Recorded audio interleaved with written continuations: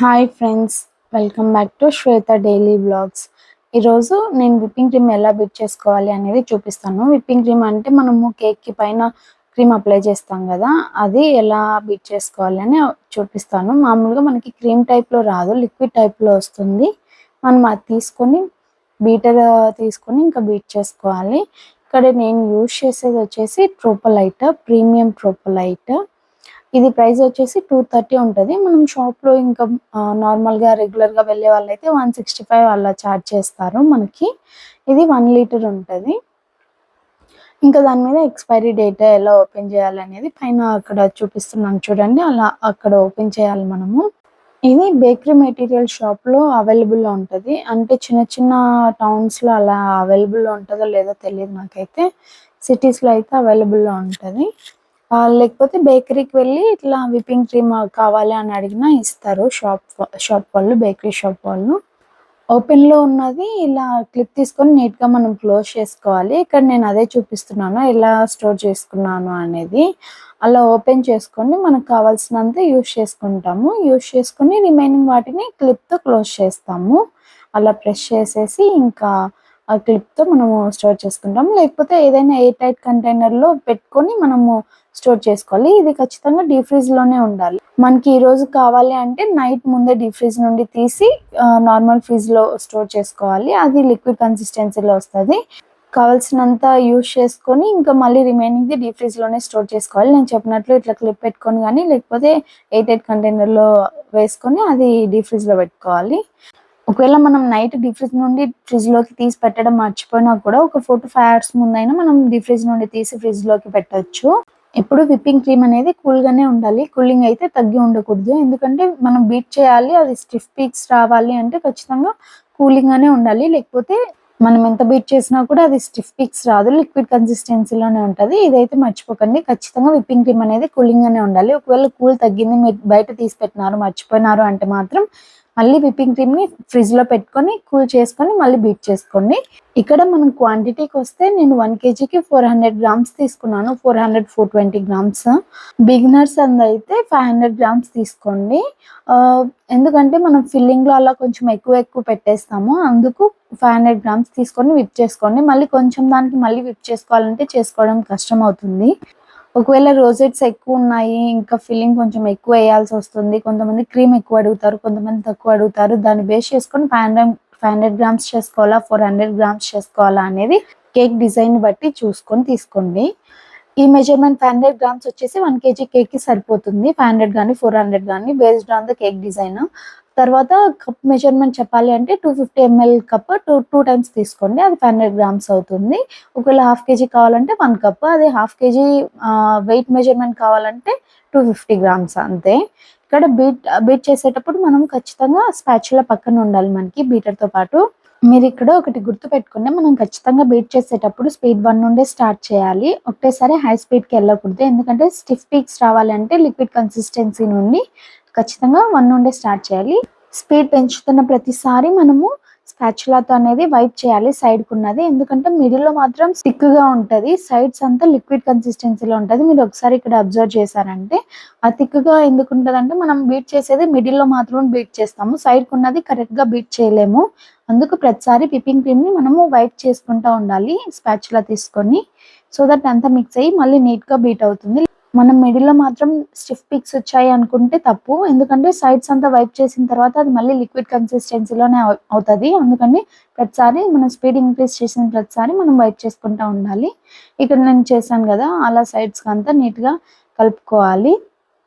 ఇక్కడ నాది 5 స్పీడ్స్ ఉన్నాయి, 5 కాదు 7 స్పీడ్స్ ఉన్నాయి. సో ప్రతిసారి నేను అనేది ఇలా కలుపుకుంటూనే ఉంటాను. బీటర్ని బట్టి ఉంటుంది ఇది స్పీడ్ అనేది. ఎప్పుడే కానీ మనం 300 wattsకి తక్కువ ఉన్న బీటర్ తీసుకోకూడదు, ఎప్పుడు 300 wattsకి పైనే తీసుకోవాలి. నేను ఇది స్టార్టింగ్లో తీసుకున్నాను, అందుకే ఇదే కంటిన్యూ చేస్తున్నాను. నేనైతే చేంజ్ చేయాలి, త్వరలోనే చేంజ్ చేస్తాను. ఎందుకంటే తక్కువలో తీసుకున్నామంటేనే మనకి విప్పింగ్ క్రీమ్ బీట్ చేసే టైం అనేది పెరుగుతుంది, అప్పుడు విప్పింగ్ క్రీమ్ కూలింగ్ అనేది తగ్గుతుంది. సో మనం ఎంత బీట్ చేసినా కూడా అది అనేది స్టిఫ్ పీక్స్ రాదు. నేను ఇక్కడ బెంగళూరులో ఉంటున్నాను కాబట్టి నాకు క్లైమేట్ ఓకే, అడ్జస్ట్ అయిపోతుంది. కానీ ఎక్కడైనా ఉన్న వాళ్ళకి క్లైమేట్ ఎక్కువ ఉందంటేనే అప్పుడు కొంచెం కష్టం అవుతుంది. అందుకే ఎప్పుడు వాట్స్ అనేది మనం ఎక్కువ ఉన్నదే తీసుకోవాలి. నార్మల్‌గా హై వాట్స్ ఉన్న వాళ్ళకి ఒక 6 మినిట్స్ అలా టైం పడుతుంది. తర్వాత ఇలా తక్కువ ఉన్న వాళ్ళకైతే ఒక 7-8 మినిట్స్ అనేది టైం తీసుకుంటది బీట్ చేయడానికి, స్టిఫ్ పీక్స్ రావటానికి. ఎప్పుడు మనం విప్పింగ్ క్రీమ్ అనేది వన్ డైరెక్షన్‌లోనే బీట్ చేసుకోవాలి. నేను ఎప్పుడు తీసుకున్నా కానీ 500 గ్రామ్స్ లేకపోతే 250 గ్రామ్స్ అలా తీసుకుంటాను. అంతకు మించి ఎక్కువ తీసుకోను. ఎందుకంటే ఎక్కువ తీసుకుంటే అది ఎక్కువ టైం పడుతుంది. ఆ టైంకి మనము బీట్ చేయలేము. ఎంత బీట్ చేసినా కూడా లిక్విడ్ కన్సిస్టెన్సీలోనే ఉంటది. అందుకు మీరు కూడా నాకు తెలిసి 500 గ్రామ్స్ తీసుకుంటే సరిపోతుంది. ఒకవేళ నాకు ఇంకా ఎక్కువ కావాలి అంటే నేను మళ్ళీ 500 గ్రామ్స్ తీసుకొని మళ్ళీ బీట్ చేసుకుంటాను. ఒక 10 మినిట్స్ అలా గ్యాప్ ఇచ్చి, లేకపోతే మోటర్ పాడైపోతుంది దానికి లోపల ఉన్నది. అందుకు ఇలా చేయండి మీరు కూడా. ఇక్కడ చూసారంటే నేను మళ్ళీ మిక్స్ చేస్తున్నాను ఆ విప్పింగ్ క్రీమ్ అనేది నీట్‌గా. ఒకసారి క్లియర్‌గా చెప్తాను వినండి. ఇప్పుడు మనం ఫస్ట్ స్పీడ్‌లో 30 సెకండ్స్ బీట్ చేసుకోవాలి. తర్వాత అంతా కలుపుకొని మళ్ళీ తర్వాత ఒక 30 సెకండ్స్ సెకండ్ స్పీడ్‌లో బీట్ చేసుకొని మళ్ళీ అంతా నీట్‌గా వైప్ చేసేసుకోవాలి. సైడ్స్ ఉన్నదంతా కలిపేసుకోవాలి. మళ్ళీ ఒక 1 మినిట్ థర్డ్ స్పీడ్‌లో బీట్ చేసుకొని అలా స్పీడ్ పెంచుకుంటా వెళ్ళండి. సో దట్ మీకు స్టిఫ్ పిక్స్ అనేది వస్తది. మనకి స్టిఫ్ పిక్స్ అనేది అప్పుడే వచ్చేది ఇలా థిక్‌గా అవుతా ఉంటది. ఇక్కడ చూపించినలాగా ఫస్ట్ లిక్విడ్ కన్సిస్టెన్సీలో ఉంటది. అది కొంచెం థిక్‌గా అవుతుంది. ఒక హార్డ్‌గా అవుతది. మనం బీట్ చేసే కొద్దీ ఇంకా థిక్‌గా అవుతూ ఉంటది. ఫస్ట్ మనకి సాఫ్ట్ పీక్స్ వస్తాయి. అంటే మనం క్రీమ్ పైకెత్తినామంటేనా అది నించోదు. అదనేది బెండ్ అవుతది. దాన్ని సాఫ్ట్ పీక్స్ అంటాము. తర్వాత ఇంకా లాస్ట్ స్టేజ్ ఏమంటే మనకి స్టిఫ్ పీక్స్. మనం ఇలా విప్పింగ్ క్రీమ్‌ని బొర్లిచ్చినా కూడా, లేకపోతే ఇంకా ఇట్లా పైకి మనము స్పాచులాతో పైకెత్తి చూసినా కూడా అదనేది స్ట్రెయిట్‌గా నిలబడుతుంది విప్పింగ్ క్రీమ్ అనేది. అది లాస్ట్ స్టేజ్. అది మీరు గుర్తుపెట్టుకోండి. నేనింకా వీడియో స్పీడ్ పెంచేసాను. లెంతే అయిపోతుందని చెప్పి. మనము సాఫ్ట్ పీక్స్ వచ్చి తర్వాత స్టిఫ్ పీక్స్ వచ్చేంత వరకు బీట్ చేసుకుంటూ ఉండాలి. నేనిక్కడ చూపిచ్చాను చూడండి. ఇలా బెండ్ అయిపోతుంది పీక్స్ అనేది. ఇలా మనం స్పాచులాతో పైకెత్తామంటేనా క్రీమ్‌ని బెండ్ అయిపోకూడదు. అలానే స్టిఫ్‌గా నించొని ఉండాలి. నేను అది కూడా చూపిస్తాను నెక్స్ట్ బీట్ చేసి ఈ వీడియోలోనే చూడండి. ఒకవేళ మీకు ఇది విప్పింగ్ క్రీమ్ అనేది కూలింగ్ తగ్గింది అంటే సమ్మర్‌లో ఖచ్చితంగా ఒక బౌల్‌లో ఐస్ క్యూబ్స్ తీసుకొని, ఆ బౌల్‌లో వాటర్ వేసేసి కొంచెం మనము ఈ ఈ విప్పింగ్ క్రీమ్ బౌల్ ఉంటది కదా! దాని మీద పెట్టుకొని బీట్ చేసుకోవాలి. అప్పుడే కూలింగ్ అనేది మనకి స్టేబుల్‌గా ఉంటది. లేకపోతే కూలింగ్ తగ్గిపోయి ఇంకా విప్పింగ్ క్రీమ్ అనేది స్టిఫ్ పిక్స్‌కి రాదు. ఇంకా ఇది ఫైనల్ స్టేజ్ బీట్ చేయటము. సాఫ్ట్ పీక్స్ వచ్చాయి కదా! ఇంకా స్టిఫ్ పీక్స్ కోసం నేను బీట్ చేస్తున్నాను. మీకింకా ఏవైనా డౌట్స్ ఉన్నాయి అంటే కింద కామెంట్ చేయండి. నేను నెక్స్ట్ వీడియోలో క్లియర్ చేస్తాను. ఇక్కడ నాకు కామెంట్ చేశారు ఒకరు ఎలా బీట్ చేసుకోవాలి, తర్వాత ఏ కలర్స్ యూజ్ చేస్తాము అని చెప్పి. ఇలా బీట్ చేసుకున్న తర్వాత మనం ఒక బౌల్‌లోకి తీసుకొని కావాల్సినంత అందులో మనం జెల్ కలర్ ఏ కలర్ కావాలి అంటే ఆ కలర్‌ని మిక్స్ చేసుకోవాలి. జెల్ కలర్ అనేది మాత్రమే తీసుకోవాలి. ఎందుకంటే విప్పింగ్ క్రీమ్‌లో వేరే ఫుడ్ కలర్స్ తీసుకున్నామంటేనా అవనేది విప్పింగ్ క్రీమ్‌ని మెల్ట్ చేసేస్తాయి. ఇట్లా థిక్ కన్సిస్టెన్సీలో ఉంచవు. విప్పింగ్ జెల్ కలర్స్ అని ఉంటాయి. విప్పింగ్ జెల్ కలర్స్ కాకపోయినా జెల్ కలర్స్ అనండి. మీకు ఏదైనా బేకరీ మెటీరియల్ షాప్‌లో ఖచ్చితంగా అవైలబుల్‌లో ఉంటది. ఆన్‌లైన్‌లో కూడా ఉంటది. అమెజాన్‌లో అలా. నేను ఒకవేళ ఉంటే లింక్ షేర్ చేశాను. మోస్ట్‌లీ నేను రీసెంట్‌గానే స్టార్ట్ చేశాను కాబట్టి నాకు లింక్ షేర్ అనేది అవైలబుల్‌లో చూపించట్లేదు. అమెజాన్‌లో సెర్చ్ చేయండి ఉంటది. అది మనం 1 ఆర్ 2 డ్రాప్స్ తీసుకొని కావాల్సినంత కలర్ వచ్చేలాగా మనము యాడ్ చేసుకోవాలి. ఒకవేళ మీరు యాడ్ చేసుకున్న కలర్ ఇంకా ఎక్కువ రావాలి అంటే ఇంకొక డ్రాప్ యాడ్ చేసుకొని మనం మిక్స్ చేసుకోవాలి. కావాల్సినంత విప్పింగ్ క్రీమ్‌ని పక్కన పెట్టుకొని దాంట్లో మాత్రమే యాడ్ చేసుకోవాలి. ఎందుకంటే అంతట్లో యాడ్ చేస్తే విప్పింగ్ క్రీమ్ అనేది వేస్ట్ అయిపోతుంది.